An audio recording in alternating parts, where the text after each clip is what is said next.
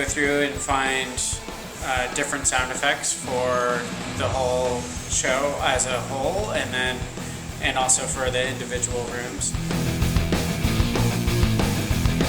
What I'm doing is walking around and testing speakers out, and from my computer I can control the playback computer that's running the whole venue.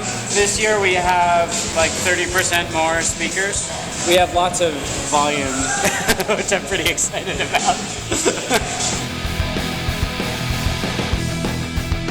This will play back a sound that gets specifically triggered when, if you walk through a door and there's a sound that plays right away. Most of it comes from this. If we had a crazy maniac that was going to run through the house, I could start a cue and then have him audibly run all the way to one end of the room or all the way back, going through each room on the way. You might be able to hear somebody ahead of you and there's no person there, but he just keeps on moving to the next room because it's actually a sound cue. Sometimes I get a little freaked out of like, was that my sound cue or was that something else I just heard? This week will be all about, we'll play back sounds and listen to everything together, and I'll make changes as we go.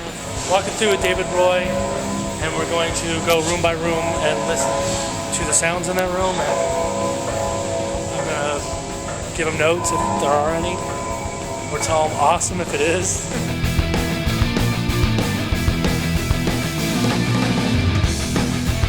I want the sound to be assaulting.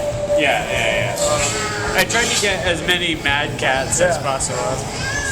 I had to poke them with a stick. We used to have can that cat sound be more like a black cat?